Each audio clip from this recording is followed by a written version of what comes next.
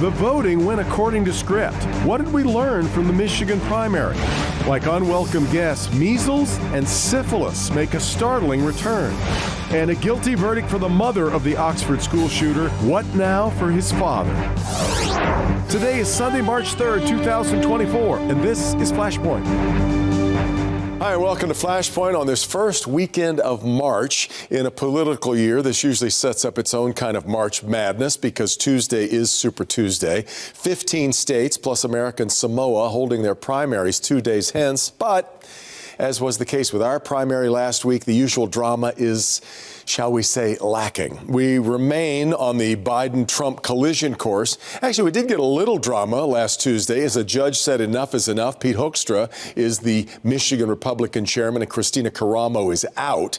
And we did get yet another candidate for the open Senate seat in Michigan as former Republican Congressman Justin Amash is jumping in. What are the takeaways, though, from last week? We're going to talk about that ahead. We are also going to catch up on public health worries. No, not so much COVID at the moment. It's two diseases that many assumed were in the rearview mirror. Michigan is among the states reporting a measles case, and Michigan and Detroit in particular are watching an unexpected surge in cases of syphilis, long considered to be largely eradicated. We're going to turn to Dr. Jim Baker at U of M for his thoughts. And along with all of those primaries, Tuesday also marks the scheduled start for the trial of James Crumbley. Is he, too, culpable for the Oxford high school shooting as his wife was found to be? Or can he avoid her fate and conviction? All today on Flashpoint.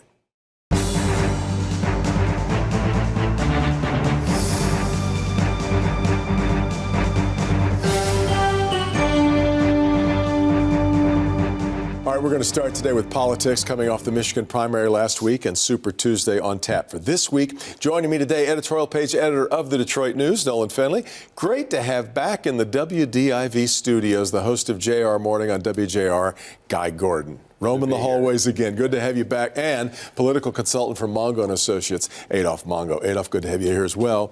Guy, let me start with you.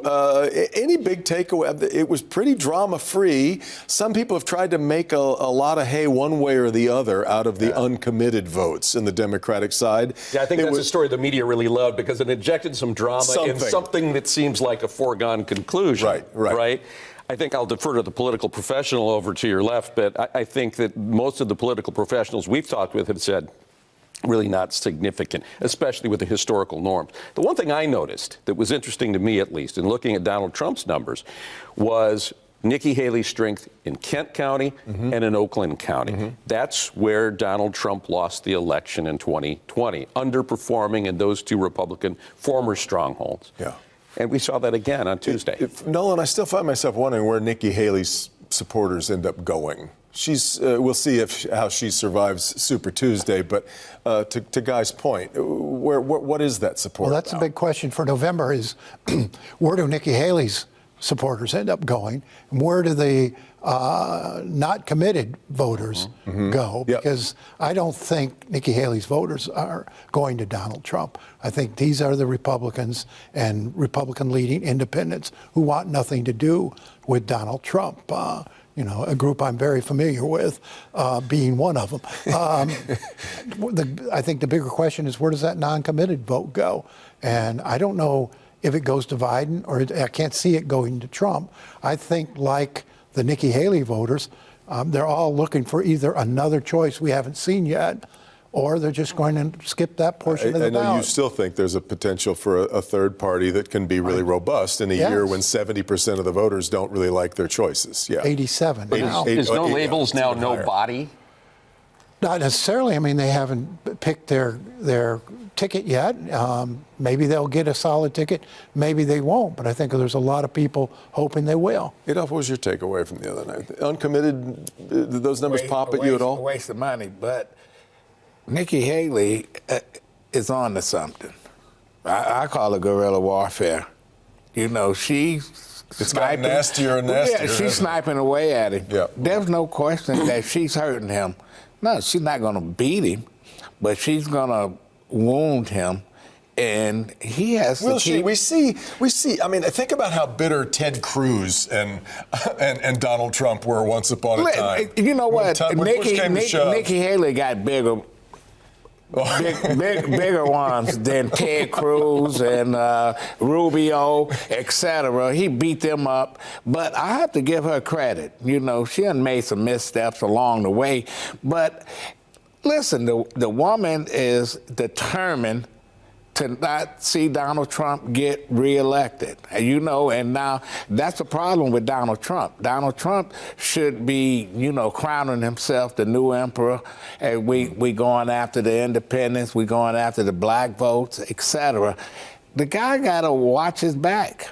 Because if he doesn't... She could end up as that no-labels candidate because she got no future now in the Republican Party unless it changes dramatically. Unless her and Liz Cheney get together. See, they creating some Frankensteins. I'm telling you. Interesting. The other development we had last week, Guy, the Senate race now gained yet another candidate. Justin Amash, the former Republican congressman, is going to run for that as well.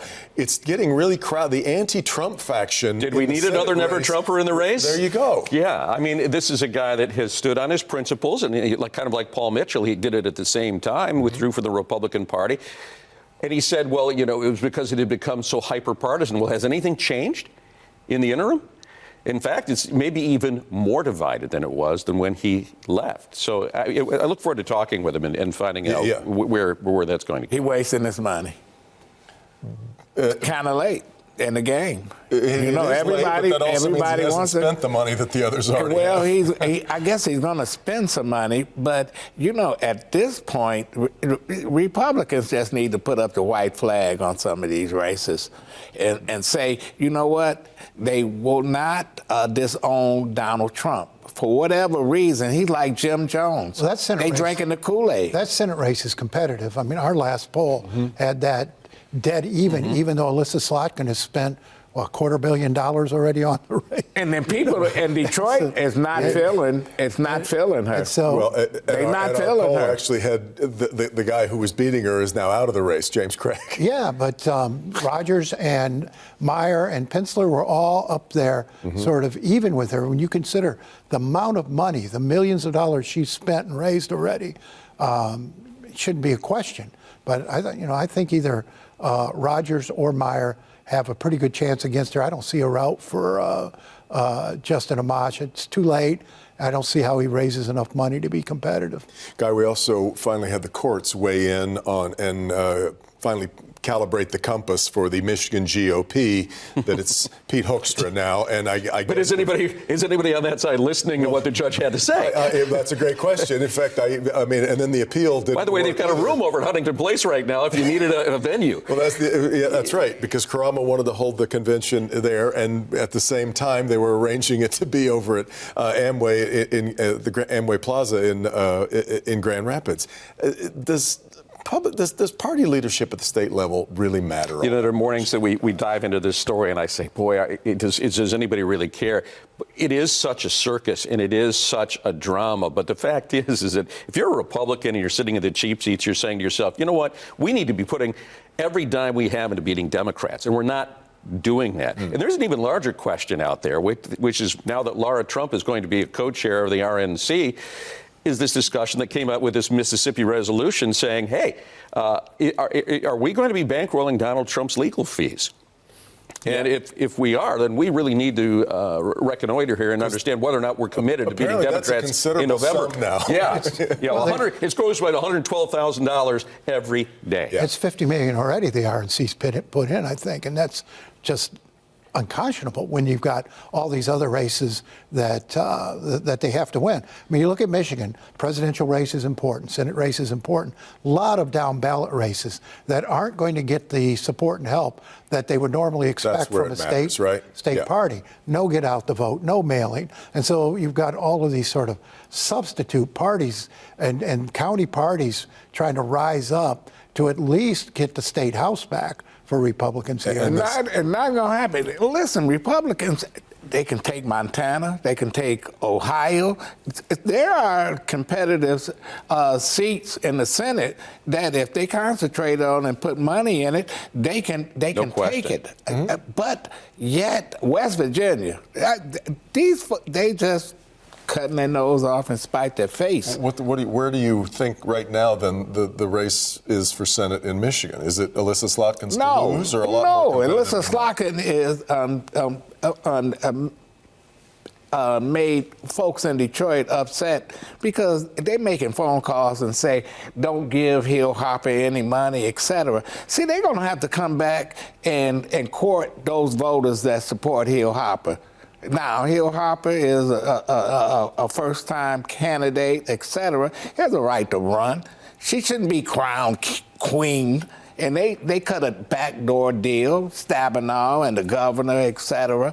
But they crowned the wrong person. And she's going to have to come here and campaign. Now, you know, people not just going to vote for Alyssa Slotkin because most people see her as conservative, more Republican-leaning than she is a real Democrat. I got to tell you, I think that's actually a sweet spot for her in a purple state. And that's a smart move on her part, especially on national security, anti-terrorism, things like that. But, and now her voting record is something else. But I think she's going to have to come back. Those same voters that she's dismissing in the primary, she's going to have to come back and get them to come in her corner. And we are going to, Nolan, watch Democrats continue to try to make this a race about abortion because they know, given coming off the decision in Alabama, they know that's a winning. And here we go. Issue for them. Republicans serving the issue up on a platter again. So bailing them out. I don't know whether it prevails this time or not because there is so much concern about immigration and still about inflation. As much as that administration tries to spin responsibility away from itself, people want to come back to those two issues. And the Hamas-Israel war as well is going to continue to percolate under all this. Thanks, guys, so much for the conversation. We come back, we're going to talk about the resurgence of a couple of diseases that many felt had kind of been eradicated. This is Flashpoint on Local 4.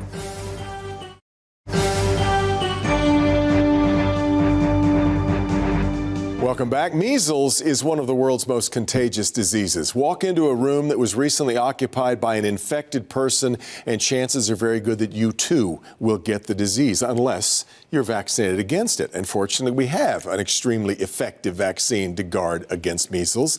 And yet this disease is making a comeback. More than 40,000 cases last year in Europe, cases now in the U.S., including Michigan. Let's turn again to Dr. James Baker, the Ruth Dowdone Professor of Immunology at the University of Michigan. Doctor, good to have you back on the program. Your thumbnail, when you start reading these numbers and seeing that this very, very easily prevented disease is surging back again. It's incredibly frustrating. This is a disease that was basically totally controlled, but it's so infectious that any drop in vaccinations is important. We've gone from about 97% vaccinated to about 90% vaccinated since COVID.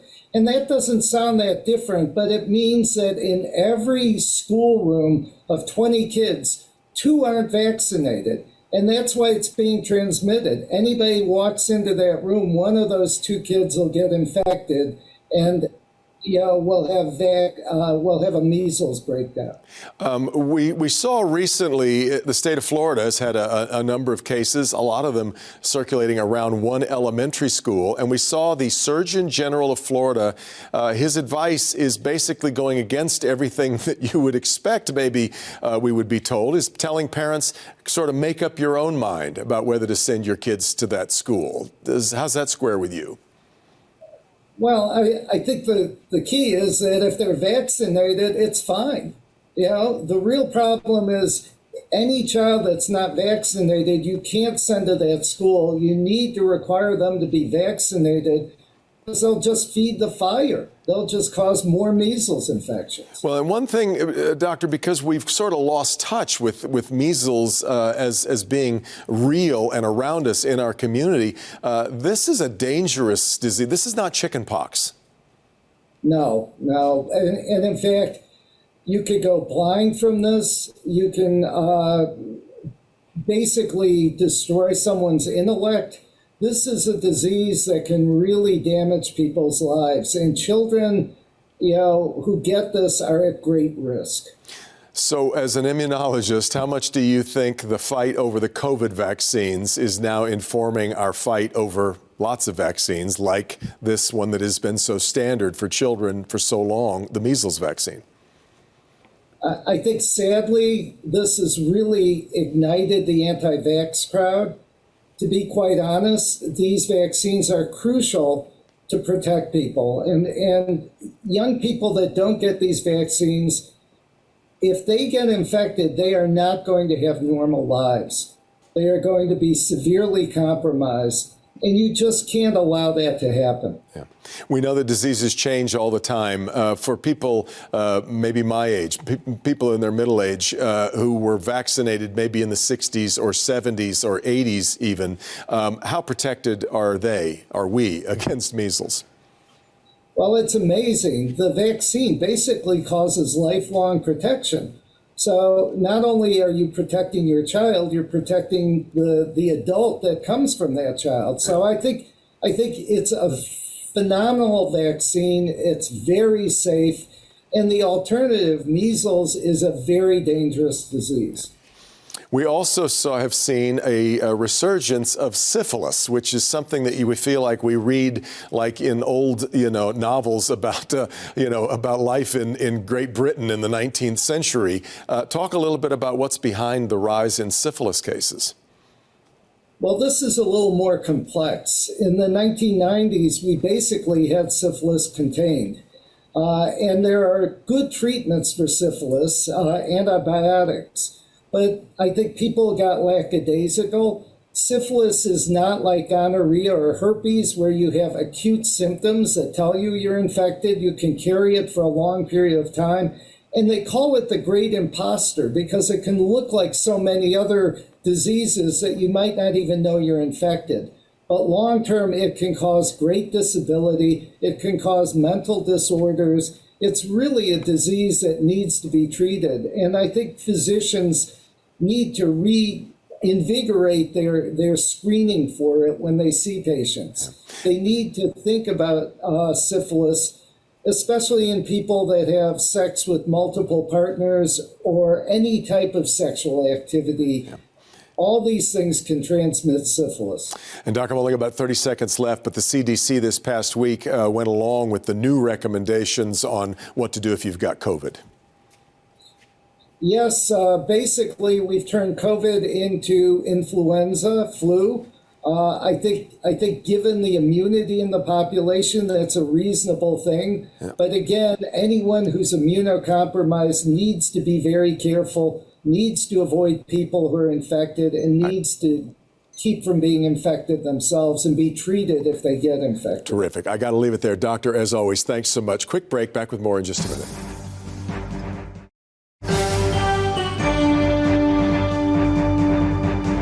All right, Tuesday, the trial gets underway for James Crumbley, the father of the teenager who carried out the Oxford High School shooting. Lest you think he's in for the same conviction as his wife, Jennifer, not so fast. Same prosecution team, but different defense attorney and the benefit of going second. Let's talk about that with Christy McDonald, who has covered this from stem to stern for us on Local 4 Plus, and will do so again starting on Tuesday. Let's start with this idea of the benefit of going second. They got to watch some, maybe, I guess you would say, mistakes made in the first go-round. Oh, absolutely. Isn't going second always better? You can figure out how to adjust again. For the prosecution as well, they can see kind of what worked, what were push points in the case as well, and then they can adjust their witness list. And we saw that happening. A prosecution asking for some extra witnesses, wanting a student to testify who was wounded in the shooting, and so that student's on the witness list. And then also for the defense, see, okay, what happened in Jennifer Crumbley's trial that maybe they can adjust to here. One thing that really stands out to me, Devin, and I know it stood out to you and everyone who watched, is when Jennifer took the stand and said, I wouldn't do anything different in this case. So you wonder if the defense in James's case will say, was that really the tack to go? In fact, we've got even the remarks of the jury foreman basically giving them a blueprint for don't do this, don't do that. Yeah. We do have the same judge, and so it does look like the same rulings are kind of in place as far as what's going to be allowed as evidence and what's not. We found out Friday that Ethan Crumbley's journals are going to be allowed and the text messages between him and his father, and those are going to be pretty big piece of this. Yeah, I think it's really important. And Judge Cheryl Matthews has really shepherded this from the beginning, when James and Jennifer were actually joint defendants. And then they just got separated in November. So you're going to wonder how much of pointing and blame is going to go now in this second trial. But yes, when you look at the evidence, the defense did not want the shooter's journal in there. Again, saying, if we're going to put in his words and we can't cross-examine him, how is this fair? But the judge ruled that that will be in. It was in Jennifer's trial. And then the one thing about James Crumbley is you hear the shooter in the text message with his friend saying, I told my dad I wanted to go to the doctor, and he told me to suck it up and take some pills. We haven't heard a lot about James Crumbley and his interaction with his son, but that text message is a really big flag there, and it will be allowed in this trial. So. I always go back to, you and I were talking about this earlier, the video that we've seen when Ethan Crumbley is in the police, this is after the shooting, he's in the police station and the two parents are there talking with it, and then they leave. Mm-hmm. The difference in the reaction between mom, who basically says, how could you do this, and dad, who yells, I love you. Yeah, I love you, I love you, I love you. He says it multiple times. If that difference of reaction means anything to jurors. Yeah, I think it's going to be interesting to watch the demeanor. And again, how the defense portrays James Crumbley as a father, what he knew about his son's mental struggles. And yes, is he a more sympathetic person in this case? Everything that we have seen, the differences, he was a DoorDash driver. They said he was depressed after the death of his mom. And in Jennifer's trial, they made it seem like she ran the show, that she was the hard leader of that household. So again, could the defense be building this case of, look, this guy didn't know much. He really wasn't in charge. The one thing, though, I want everyone to watch for is James Crumbley and that gun that was used in the shooting. Right. The gun issue really was central to what happened with Jennifer, and she kept saying that he was in charge of the gun, there her you husband. Go. Mm-hmm. But at the end, the jurors said, but you were the last one who had it. From the evidence that they saw, she was the last one who had the gun. Yeah. Now, James Crumbley bought that gun. We saw that put into evidence. But again, it will be the possession, the storage of it, and see how that case unfolds. So those are a lot of the unknowns that we'll have to see how the prosecution lays out this case this time around. So some similarities, but a lot of differences that I really want people to watch for. And you're going to be setting the stage for this tomorrow night, which will be trial eve, if you will. Right. Tell me a little bit about the program that's coming up on Local 4 Plus. So we decided to meet up with a lot of our legal experts and say, okay, what are some of the similarities? What are some of the things that we should be looking out for? Because again, I'm not a lawyer, but so many people have been interested. By now, I think. Lawyers at home are like, no way. But I think that there's so much interest, and we want to understand this. So we put together an hour special so we can walk through what the process are, the legal questions here, some of the things to watch for and to take into consideration, and then the top viewer questions that have been sent in to us on clickondetroit.com. I'm going to have my 5 takeaways I do on TikTok every day. So if you don't get to stream it with us, I'll do it in under a minute for you, what you missed for the day. But we'll start it all off on Monday night and then start with jury selection on Tuesday. It's going to be fascinating to watch. Just as the last one was. It was riveting, hour by hour. So make sure you're with Christy McDonald for that, starting tomorrow night for the program and then beginning with the trial on Tuesday. That's going to do it for us this morning. Thanks so much for being here. Meet the Press is next. Have a great week. We'll see you next time on Flashpoint.